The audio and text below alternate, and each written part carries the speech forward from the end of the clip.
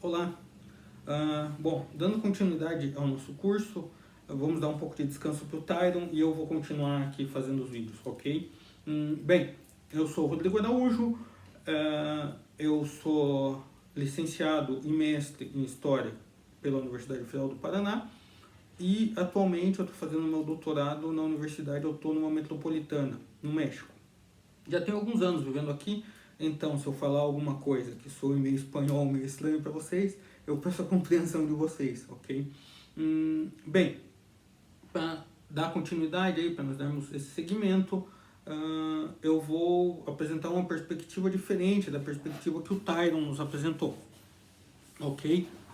Basicamente, o Tyron apresenta uma perspectiva de nós lermos a literatura como a possibilidade de escrita da história, realmente como historiografia, não?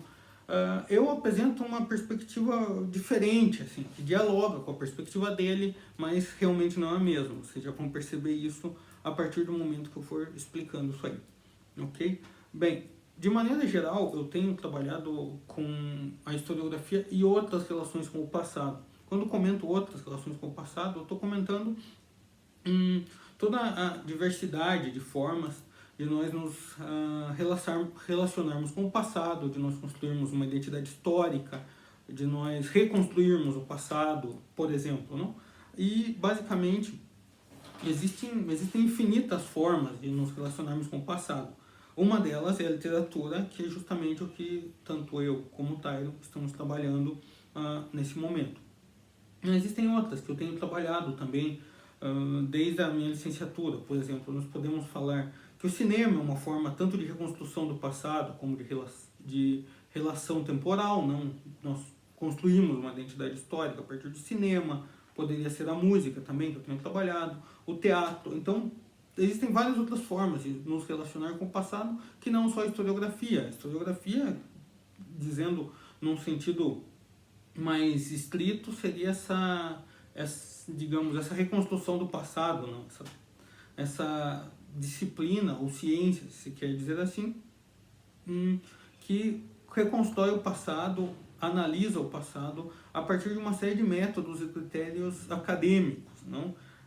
Existem outras que não usam os mesmos critérios, mas também são formas de relação com o passado. E não só com o passado, senão também, obviamente, com o presente, né? Isso é bastante evidente. E também projetam o futuro. Então, enfim,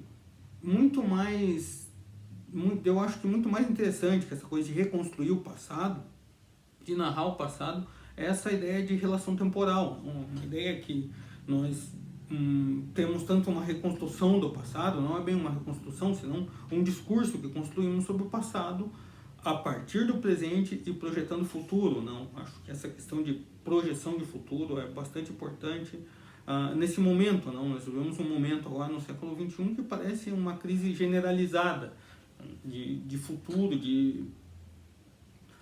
são difíceis as projeções de futuro, basicamente. Então, basicamente o que eu estou fazendo é analisar a literatura a partir dessa perspectiva, uma forma de relação temporal. Independente de se reconstrói passado, ou se projeta o futuro, ou se está baseada no presente. Então, é outra perspectiva, não é uma ideia de vamos escrever a história a partir da literatura. Não é essa a minha abordagem, ok? Bem, dito isso, então, eu acho que fica mais ou menos claro aí que eu estou indo para outra perspectiva.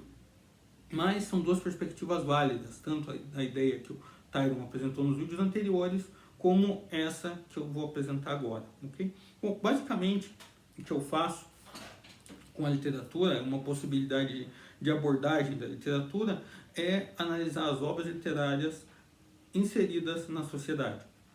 O que seria, basicamente, essa coisa de as obras literárias inseridas na sociedade? É pensar a literatura como uma forma de atuação social, política.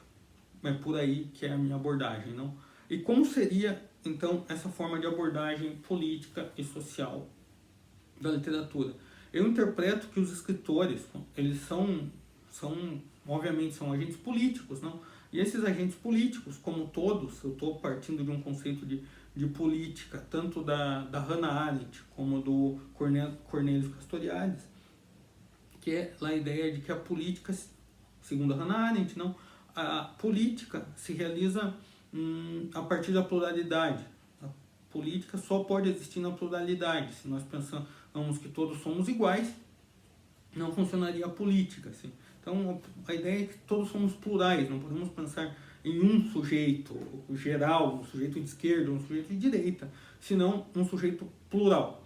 A Hannah Arendt, quando escreveu isso, ela estava justamente pensando na ideia do totalitarismo, né? Que é que todos sejamos mais ou menos iguais com o Estado opressor. Então, basicamente é por aí, a isso que a Hannah Arendt está respondendo. Bom, se nós falamos do Castoriadis, por exemplo, o Castoriadis dizia que a política se realiza na vida prática. Qualquer dimensão da vida é uma dimensão política. Desde a da atuação em sociedade, de que você se relaciona com seus amigos, essa classe de coisa, até uma política num sentido mais reduzido, mais estrito, que seria a questão de eleger representantes, ou até mesmo o amor. As formas de amar também são formas políticas. Basicamente, quando eu digo que a literatura tem uma ação política, eu estou pensando por aí. Assim, tudo que nós fazemos na sociedade tem dimensões políticas. Então, essa é a minha perspectiva. Pensando assim, que a literatura é política. Então, pensando desse modo, toda vez que um autor escreve uma obra literária e publica essa obra, ele está realizando aí uma ação política, né? Ele está atuando na sociedade. Isso pode ter infinitas intenções. Depende muito, obviamente, do próprio autor, depende de como ele publica essa obra, por exemplo. Bom, basicamente, pensando nesse sentido da atuação política, eu interpreto a literatura não a partir da historiografia, senão a partir das discussões do discurso e do próprio texto literário. Bom, eu me baseio principalmente na ideia de diálogo, né? O conceito de dialogismo do Mikhail Bakhtin. Bom, Bakhtin foi um crítico e um filósofo russo, viveu justamente na União Soviética, e ele se baseou muito nos conceitos e nas discussões do formalismo russo. O formalismo russo foi um movimento que existiu entre 1915 e 1930, basicamente, e ele deixou de existir porque existiam muitas pressões políticas. Imagina, ele foi cruzado pela Revolução de 1917. Então, com toda a pressão do stalinismo, assim, as pressões políticas, em 1930 deixou de existir a escola formalista russa. E quem recuperou as ideias do formalismo russo foi o Todorov, já no final dos anos 2000, eu acho que em 1980 mais ou menos, não tenho certeza disso, mas enfim, foi no final dos anos 2000, no final do século XX. Bom, o que o formalismo russo tinha de proposta era que nós fizéssemos uma abordagem da literatura a partir da sua linguagem, a partir da sua forma, que é o que nós temos específico na literatura, a partir da sua particularidade. Então, pensando desse jeito, a ideia do formalismo russo era: não vamos tentar explicar a literatura por algo que ela não é. Por exemplo, não vamos explicar a literatura pela filosofia, a literatura pela biografia do autor, não sei, a literatura pelo momento político. Nós não podemos explicar a literatura por isso. Senão, nós temos que explicar a literatura pelo que ela realmente é, pela sua forma e pelo seu conteúdo. Basicamente, essa era a discussão do formalismo russo, né? O formalismo foi muito criticado no seu momento, porque diziam que era uma coisa alienante, que existia um contexto político. Imagina, estavam vivendo mero stalinismo, então realmente foi uma coisa bastante pesada nesse sentido. Bom, mas eles tinham uma ideia que era, bom, a partir dessas discussões da forma e do conteúdo da literatura, nós podemos chegar a uma dimensão política, uma dimensão contextual. Mas é a partir disso, da própria literatura. Nós não vamos colocar um contexto artificial para discutir a literatura. Então, essa basicamente era a proposta do formalismo. O formalismo foi uma escola com vários autores, tinha muita diversidade, não era uma ideia única. Isso é bastante importante esclarecer. Bom, então, essa é um pouco a base, não? Pensar na forma e no conteúdo para chegar a um contexto. Bom, isso eu acho que para nós historiadores pode soar um pouco estranho, não? Assim, tá pensando somente na obra fechada e tudo isso, e o contexto é importante. Sim, o contexto é importante, mas nós não vamos inventar um contexto artificial para essas obras, não vamos meter essas obras num contexto político, se elas não dialogam com esse contexto político. E aí passamos a Bakhtin, então. A ideia do Bakhtin, com tudo que ele aprendeu e criticou do formalismo russo, ele associou muita coisa do formalismo russo, mas ao mesmo tempo que ele associou essas coisas, ele também criticou várias coisas, ele também tinha propostas que avançavam nesse sentido. Então, basicamente, o Bakhtin, o que ele propunha? Ele propunha que qualquer ação humana funciona a partir do diálogo. Qualquer coisa que nós fazemos é a partir do diálogo. Ou seja, nós como seres humanos não podemos fazer nada sem estar dialogando com outras pessoas. Tudo que nós fazemos tem uma relação com as outras pessoas no mundo. Obviamente, nós vivemos em uma sociedade, nós vivemos isolados numa caverna. Então, essa é a proposta do Bakhtin, que nós observemos a literatura como um diálogo social. Quando eu digo um diálogo, basicamente é quase que num sentido estrito, assim, uma pessoa fala e a outra responde. É por aí que nós estamos falando de diálogo. Então, a proposta do Bakhtin é que essa literatura ela se insere justamente numa cadeia de diálogo, uma cadeia dialógica. Não? E vamos por partes, então. Nessa cadeia de diálogos tem várias dimensões de diálogo. Primeiro, se nós analisamos uma obra literária, um romance, por exemplo, nós vamos encontrar um diálogo interno. Não? O que seria esse diálogo interno? Os personagens dialogam entre eles. Um personagem fala e o outro personagem fala. Eles literalmente conversam. Isso é um diálogo. Não? Então, basicamente é por aí.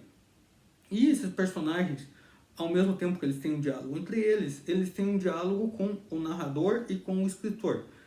Pensem desse modo. Então é um diálogo. Não? O autor está escrevendo algo acerca do que os personagens falam. Então, tudo isso é intermediado. E basicamente essa ideia de diálogo não importa o que o personagem 1 fala e o personagem 2 fala. O que importa é o meio dessas duas coisas. Ok? Pensar, nós temos uma primeira fala e uma segunda fala. É na interação dessas duas falas que está o sentido disso, que está as propostas, digamos assim, ok? Por aí vai essa coisa. Eu já vou avançar nesse sentido. Bom, então nós temos esse diálogo interno das obras, os personagens que dialogam com o narrador, assim, e temos que encontrar o meio disso aí, ok? O que seria o miolo dessa conversação. Bom, então nós temos essa primeira dimensão de diálogo, que é o diálogo interno. Nós temos uma segunda dimensão de diálogo, que seria o diálogo da produção em si, da obra literária, com o contexto, digamos assim, o contexto em que surge. Okay? Essa é uma segunda dimensão. Bom, essas obras são produzidas sempre, obviamente, em um determinado contexto, em determinada conjuntura política, social, cultural. E a partir daí, elas vão dar uma base contextual para o autor trabalhar. Pensem, por exemplo, pensar na literatura brasileira. É muita exceção na literatura brasileira que os autores escrevam sobre temas relacionados com a neve. Assim, dificilmente vocês encontram neve na literatura brasileira. Por quê? Porque não existe neve no Brasil. É uma exceção a neve no Brasil. Então, os autores não vão falar disso. Os autores vão falar do que eles vivem, do que eles veem. Obviamente, existe uma literatura imaginativa, uma literatura criativa que pode, por exemplo, a ficção científica, que pode projetar coisas impensáveis a princípio, não? Coisas que não existem, digamos. Obviamente existe isso. Mas existe uma base onde esses autores são formados, e é sobre essa base, geralmente, que eles vão escrever. Eles podem tratar de fazer uma base sólida e muito estrita a partir do que eles vivem, do que eles observam, ou eles podem ultrapassar essa base e escrever outras coisas, justamente como eu comento com vocês, essa ideia da ficção científica, ok? Bom, não vamos trabalhar ficção científica aqui, mas é um pouco essa ideia. Então existe essa base muito, digamos, muito sólida, que são criadas as obras. Então isso é uma segunda dimensão de diálogo, não? Os autores, os livros, as produções literárias dialogam justamente com essa base.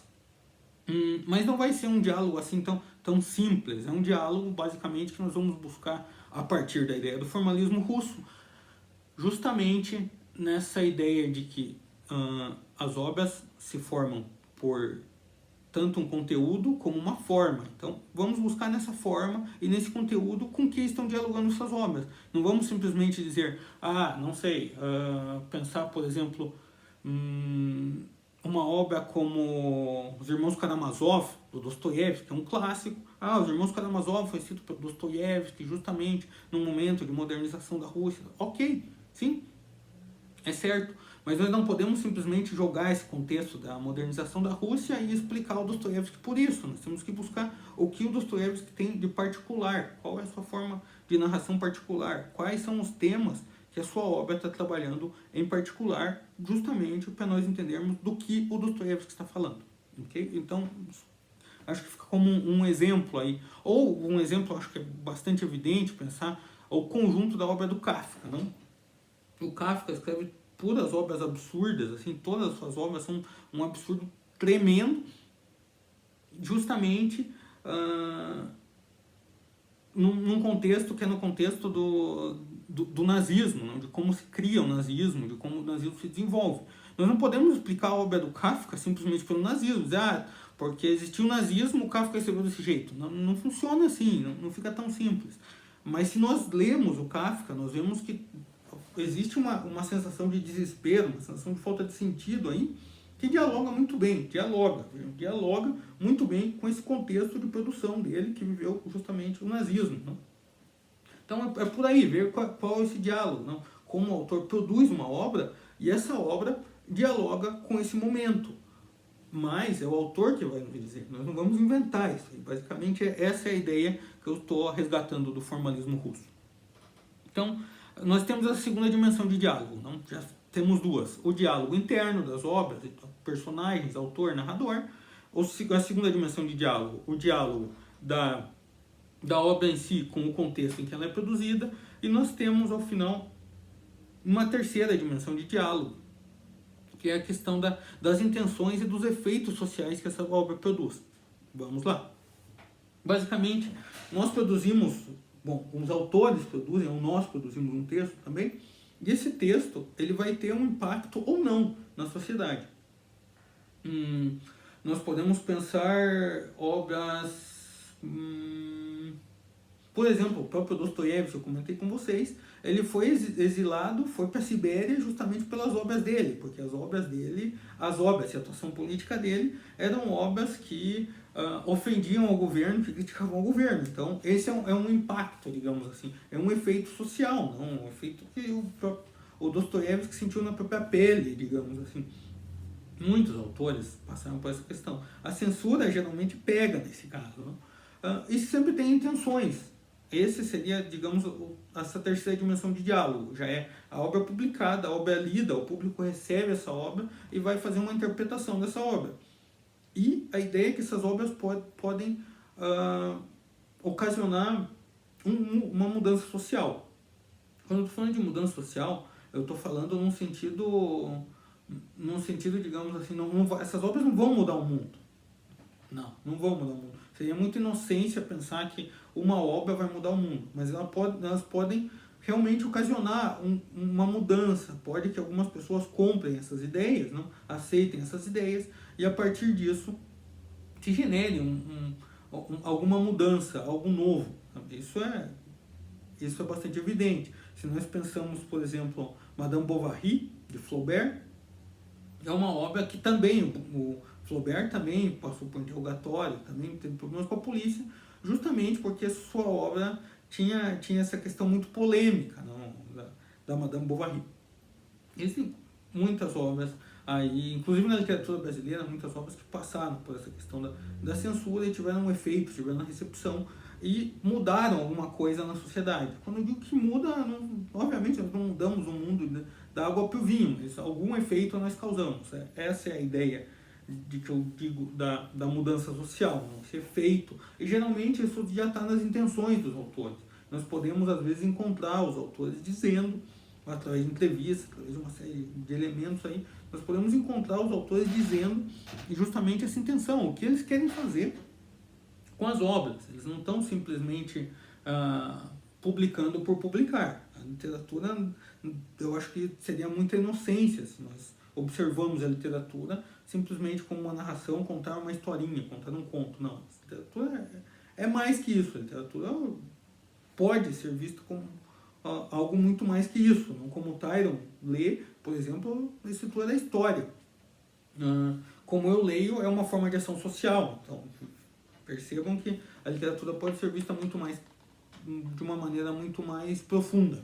Então, basicamente, essas 3 dimensões, voltando aí à ideia do Bakhtin, para resolver essa questão. Então, essas 3 dimensões de diálogo. Um diálogo interno, autores, personagens dentro da obra, o diálogo com o contexto, um diálogo externo, digamos assim, esse diálogo com o contexto de produção, e, finalmente, o efeito que isso vai causar na sociedade, que seria essa 3ª dimensão de diálogo. Quando eu digo diálogo, é justamente essa questão. Um fala, o outro responde, um fala, o outro responde. E essa cadeia de coisas, digamos assim, de enunciados, vai gerar um contexto discursivo.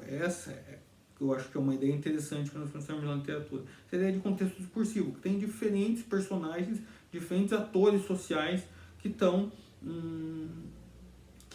fazendo coisas, estão enunciando coisas, e isso gera um diálogo na sociedade, e esse diálogo nós podemos rastrear, digamos assim, entender o que as pessoas estão discutindo, qual é essa discussão em determinado momento. Aí sim nós chegamos a uma abordagem historiográfica da literatura.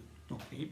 Bom, pensando nisso, justamente essa questão dessa 3ª dimensão do diálogo que eu comento, que é a questão, digamos assim, das intenções, a intencionalidade da obra e os efeitos que ela causa, para nós interpretarmos nesse sentido, eu acho bastante importante que nós vejamos o livro do Pierre Bourdieu, que se chama As Regras da Arte.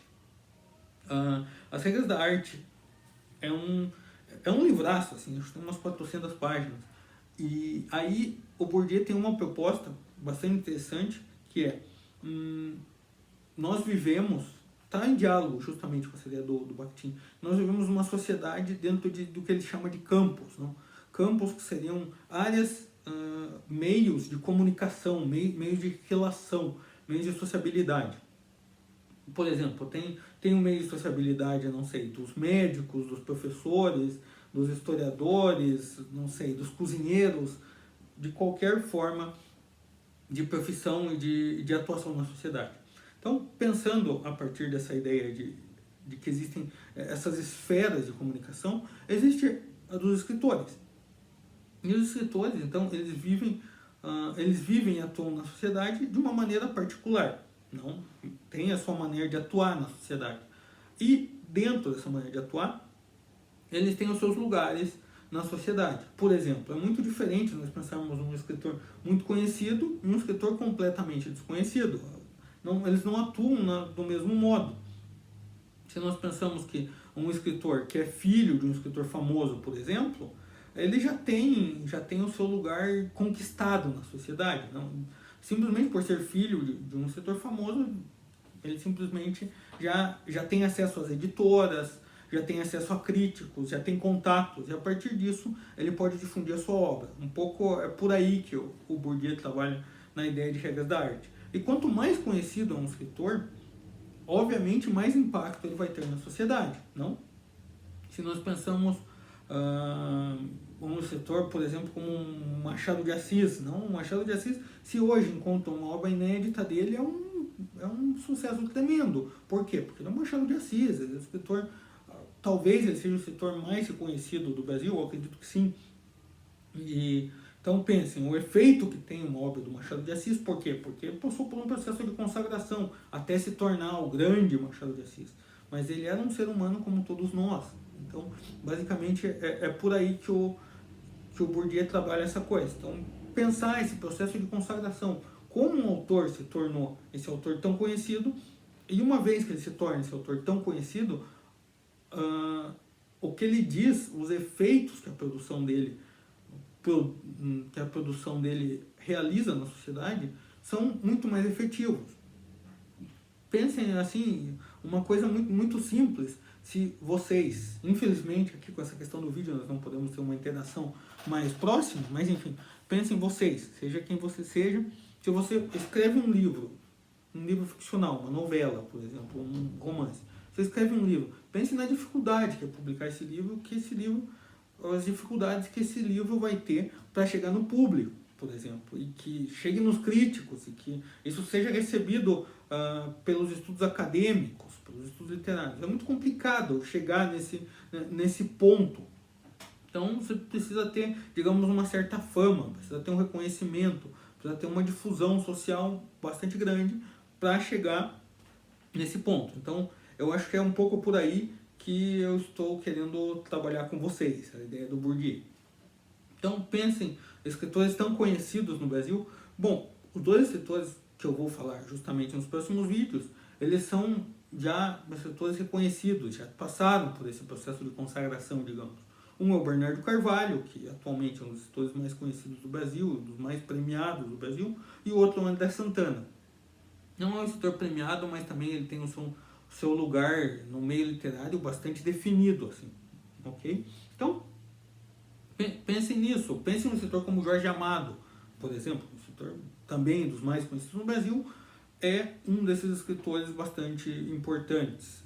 Se nós pensamos no contexto de Latinoamérica, o Garcia Marques, por exemplo, é um dos maiores escritores latino-americanos. Ele não é um dos maiores escritores latino-americanos que ganhou o Prêmio Nobel de Literatura em 82, por acaso. Ele conhecia muita gente. Ele esteve no México, vivia justamente aqui na mesma cidade que eu, na cidade do México, e a partir daqui ele fez vários contatos. Ele trabalhava como jornalista, fez vários contatos e a partir disso ele conseguiu difundir a sua obra. Então, pensem um pouco nisso. É um pouco a proposta do Pierre Bourdieu. Então, a ideia do Bourdieu é personagens centrais, atores centrais, dentro da sua área de atuação específica, eles vão ter melhores possibilidades de atuação política, não só política, mas possibilidade de atuação, de êxito, digamos assim, de sucesso.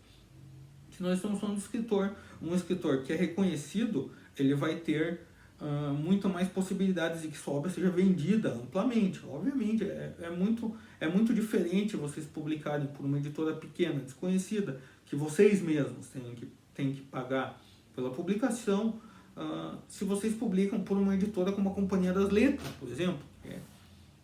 A editora eu acho que a editora mais reconhecida do século XXI, pelo menos no começo do século XXI, foi a editora mais reconhecida. Então é muito diferente, todo o processo de difusão, os meios de difusão da sua obra são importantes. Então, para nós concluirmos essa discussão aqui, basicamente quando os autores têm essa difusão tão grande, já passaram por esse processo de consagração, os livros deles são recebidos de outro modo, tanto pelos leitores, assim, é muito diferente você pegar um livro, olha, um livro do Garcia Marques, como você pegar um livro do José da Silva, um escritor desconhecido. Então você já vai com uma série de preconceitos para ler esses livros.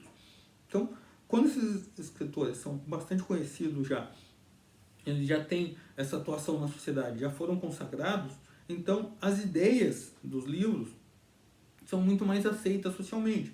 E com isso, eles formam um discurso coletivo, digamos. Eles vão entrar nessa ideia justamente do diálogo. Não? Vamos pensar, voltando à ideia do Bakhtin, do diálogo. Não? Independente dos diálogos dentro da obra, do diálogo do autor e personagem, vamos pensar essas outras duas dimensões que eu falei. O diálogo da obra com o contexto e o diálogo com os efeitos que produz. Então vejam, pensando justamente a ideia de dialogismo do Bakhtin, existe um contexto em que os autores vivem, que os autores presenciam, e sobre os quais esses autores têm, digamos, suas opiniões políticas. E a partir disso eles vão produzir uma obra. Não necessariamente vai falar assim explicitamente desse contexto, mas vai dialogar de algum modo. A partir disso, esses setores, já que eles são conhecidos, estou trabalhando com escritores bastante conhecidos. Uma vez que esses escritores produzem essa opinião política, essa narração sobre esse processo contextual aí, a partir desse momento, se eles são conhecidos, então eles vão ser recebidos de determinado modo, eles vão ser lidos de determinado modo. E a recepção dessas obras, o público, o leitor, a crítica, os estudos acadêmicos vão analisar de determinado modo isso. Vão pensar, mira, um autor genial, um autor aqui que tem a sua opinião política. E a partir disso, então, produz um efeito, produz esse diálogo. Vejam digamos, os passos, os degraus, hein? Degraus? As escalas aí desse diálogo. Então, nós temos um contexto, a partir desse contexto, os autores produzem uma obra, ficcional ou não, dentro dessa obra também tem os seus diálogos, não? E isso é uma forma de discurso, é um enunciado que se está realizando na sociedade. E esse enunciado vai passar para um diálogo com o público leitor, com as pessoas que recebem a recepção disso. Isso vai produzir determinado discurso, ok? Dentro da sociedade. Então, essa basicamente é a minha abordagem. Então, pensar a literatura justamente nesse sentido. Como os autores produzem algo, mas produzem uma narrativa, e essa narrativa se relaciona com a sociedade e produz algo na sociedade, ok? Bom, quando eu estou dizendo isso, eu estou pensando muito num livro do Jacques Rancière. Eu li esse livro em espanhol, não sei como se chama em português, deve se chamar Divisão do Sensível. Bom, em espanhol se chama El Reparto do Sensível. Todas as leituras que eu estou comentando, todas as referências vão estar na descrição do vídeo, então vocês podem acessar, ok? Vou tentar colocar tudo em português. Bom, eu estou pensando muito nessa ideia do Jacques Rancière. O Rancière, ele propõe que qualquer forma de atuação artística é uma forma de ação na sociedade. Então, o trabalho artístico não é um trabalho simplesmente desfrutável, assim, ai que bonito, estou lendo um livro, estou vendo um quadro, fui ver uma obra de teatro, estou escutando uma música. Ele não acha que é só para desfrutar. O que o Rancière propõe, basicamente, para a produção artística, é que é uma forma de atuação, de construção da sociedade também, sabe? Então, ele propõe que, basicamente, quando se faz uma obra de arte, seja a obra de arte que seja, sabe? Uma música, um espetáculo de dança, uma obra de teatro, ou uma obra literária, isso é uma forma de ação. Nós estamos construindo a sociedade com isso, ok? Então, basicamente, é por aí. Ele interpreta isso como um trabalho na sociedade. Obviamente é um trabalho, mas um trabalho ao mesmo tempo similar a construir uma casa, por exemplo, a construir, não sei, uma rodovia. Ele interpreta justamente do mesmo modo. É em outra dimensão. Obviamente, não é uma coisa... Se nós pensamos na literatura, nós não estamos produzindo uma coisa física material. Também, pensar o livro é uma coisa física material, mas não é... A literatura não se resume à materialidade do livro, não. Pensar que, por exemplo, hoje nós lemos as coisas digital. Eu, por exemplo, uso muito o livro digital, o Kindle, não? Então, pensar basicamente por aí, que essa coisa é um pouco diferente. Nós estamos falando já de outra forma de relação com o texto. Bom, basicamente, voltando ao Rancière, nós podemos pensar que, então, a literatura ou qualquer outra forma de arte é uma forma de atuação, é uma forma de produzir o sentido social, a relação entre as pessoas, entre os seres humanos. E todas essas formas de relações são políticas, não? Retomando Castoriadis, retomando Hannah Arendt. Então, essas formas de atuação, produzir uma obra literária é uma forma de atuação política, ok? Bom, acho que nós ficamos por aqui nesse vídeo. Nos próximos vídeos eu vou falar das obras que eu discuto aí, que basicamente são o livro Reprodução, do Bernardo Carvalho, de 2013, e o livro O Brasil é Bom, do André Santana, de 2014. Então, vou tentar discutir justamente a partir desse recorte teórico-metodológico que eu acabo de explicar nesse vídeo. Então, é isso. O que eu queria nesse vídeo, basicamente, é mostrar as possibilidades de analisar a literatura como ação social, como atuação na sociedade política e ideológica, ok? Então, nós nos vemos nos próximos vídeos.